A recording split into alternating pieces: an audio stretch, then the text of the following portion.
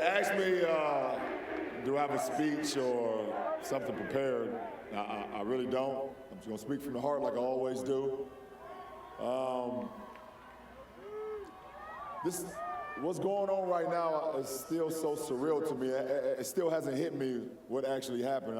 For some crazy ass reason, I believe like I'm gonna wake up and it's gonna be like game 4 all over again. I'm like, shit, we down 2-1 still. Like, I swear, I keep feeling that because it's so surreal. And I was talking to my wife, and I'm like, babe, we did it. Like,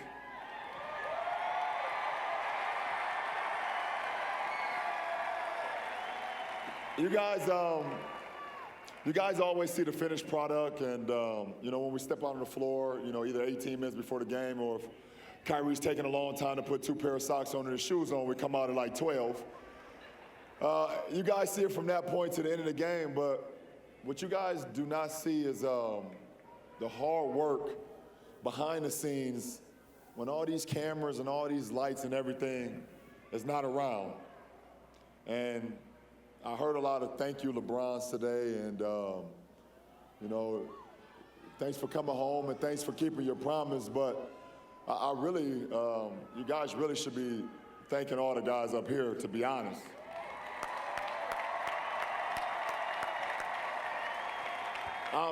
I'm just one man.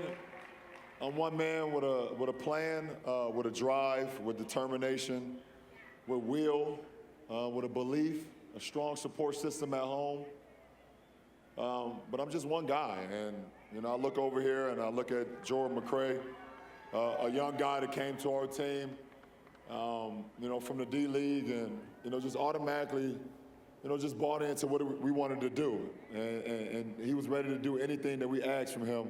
You know, being a young guy, and to my brother JJ, that I seen a lot of things when there's like LeBron James makes 6 straight finals appearances.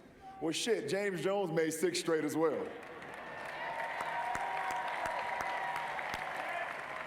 And you guys never see Champ complain about playing time, complain about shots, complain about anything.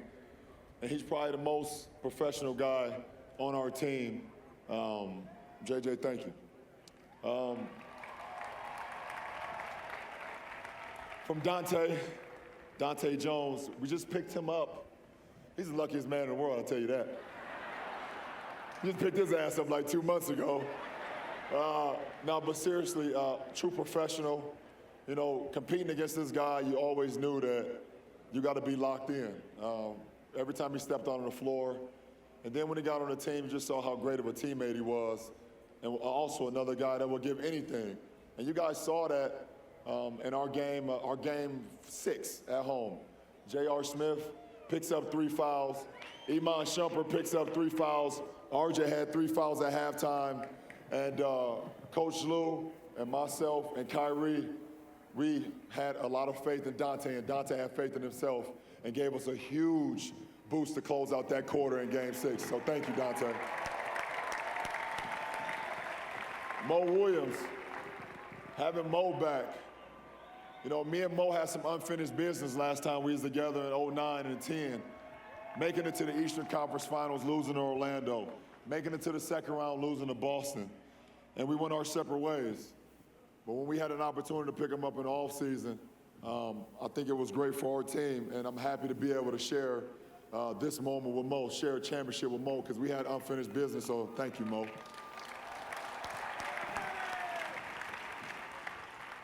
To young God, a.k.a. Kyrie Irving, a.k.a. Uncle Drew, Byrie, whatever y'all want to call him.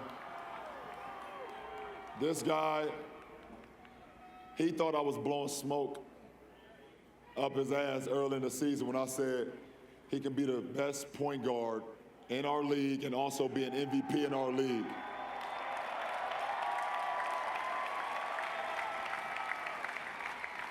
And I know every single one of y'all watched that finals. Y'all saw what this guy is capable of doing.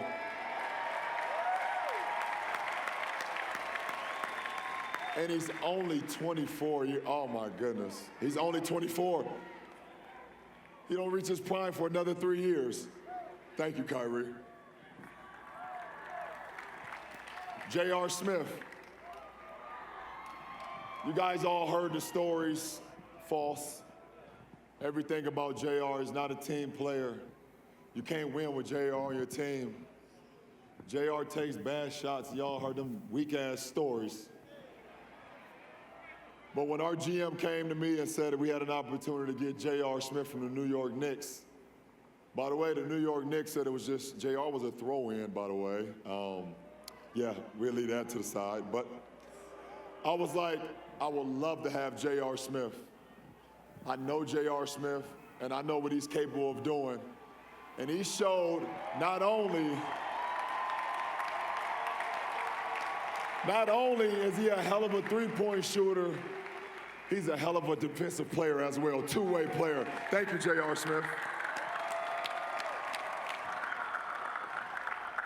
Shump. Want to thank Iman Shumpert, another guy that we got in that deal from New York.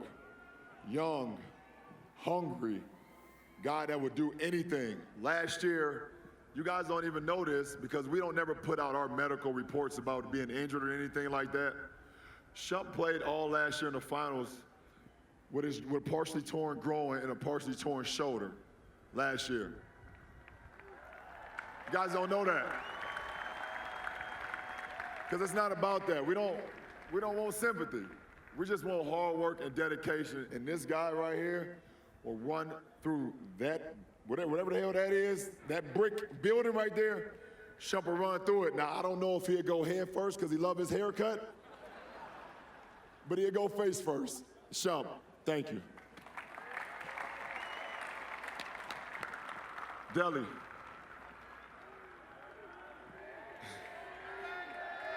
Yeah, and he deserves that. He deserves that. If it was a bear right here, and it was Delhi right here, and I shot the ball, and I was wondering who was gonna get to the ball first, Delhi would tear that damn bear up. And y'all saw it for the last 2 years, Delhi giving everything. He damn near gave his life last year in the finals. Had to go to the hospital after one of our finals games. That's a guy who's dedicated, who never cared about guys saying that Delhi's not fast enough, Delhi's not strong enough, Delhi can't shoot it well enough, Delhi's not an NBA player. Well, guess what? Delhi's a champion. Thank you, Delhi.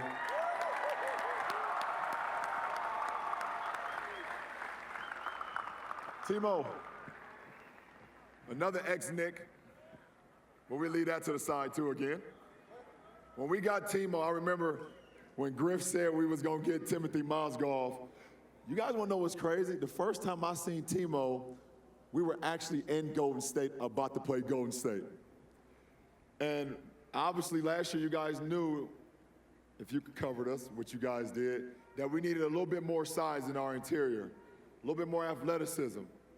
So I come down the elevator, and Ximo is in the lobby, and I swear it looked like I seen the biggest human being I've ever seen in my life.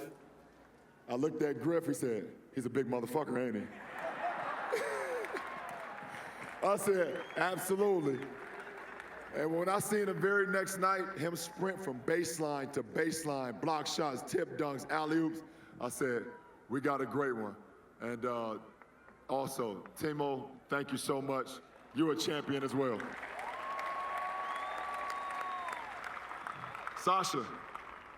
Now, a good friend of mine texted me the other day by the name of Mario Chalmers.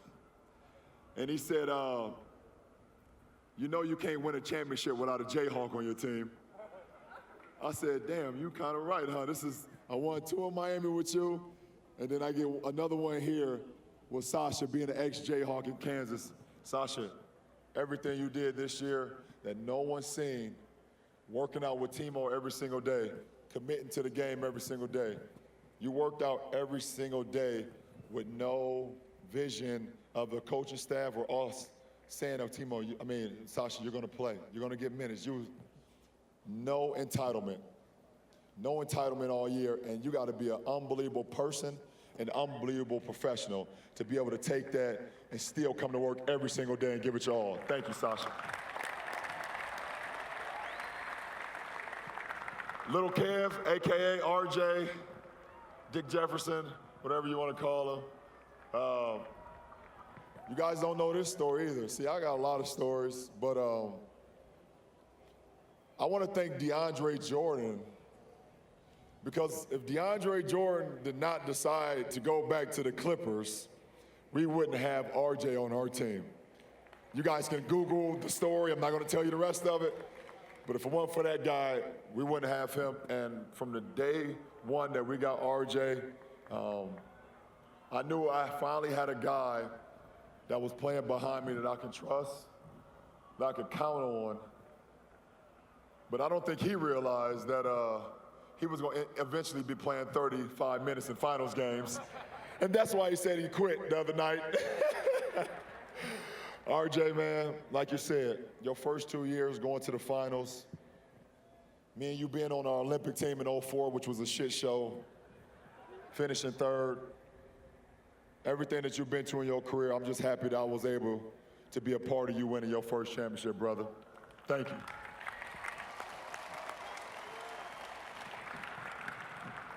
Big Kev, Kevin Love,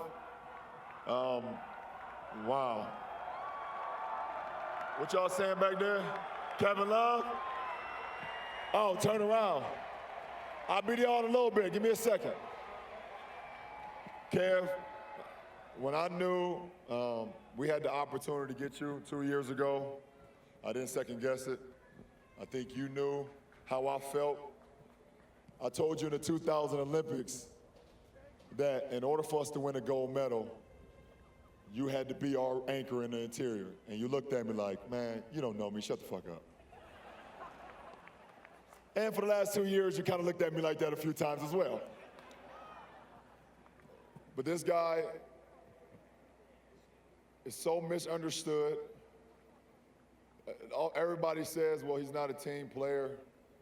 He's not a winner. He doesn't do what it takes. And you guys saw his struggles throughout the finals. Everything that happened from the concussion to sitting out to him having his shooting struggles and things of that nature, and everybody just burying him alive throughout the finals. And to be able to respond like he did in Game 7,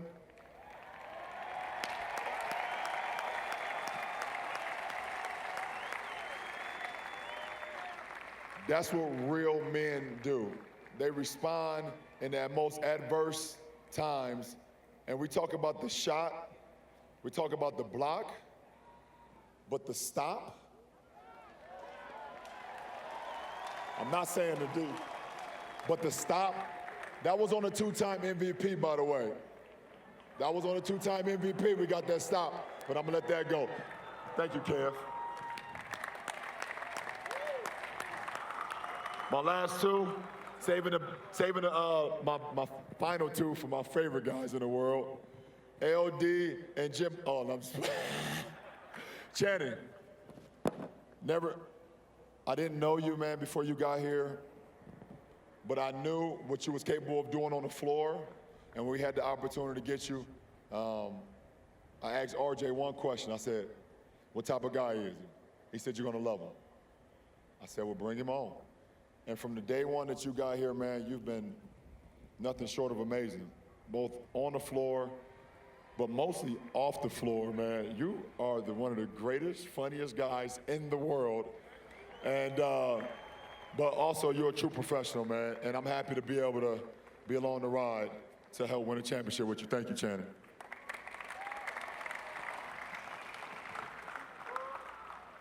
And last but not least, my little brother, Double T, who I've been taking care of since he was 17. And, you know, just to see this guy grow every single day, it's been unbelievable to be a part of it. Double T, you're amazing. They talk about someone being reliable. I mean, 390 straight games. That's reliable. Knowing when you get on the court, there's going to be that guy there every single night. That is that's a treat to have, man. And I love you, little bro, always and forever, man. I love all of y'all, man. Thanks to all of y'all, dog. I really appreciate it. So, thank you for all the LeBron wishes and coming home wishes and all that, but I'm nothing without this group behind me, man. I'm nothing without the coaching staff. I'm nothing without the city. You guys are unbelievable, and these guys told me I got to turn around, so I'm nothing without y'all.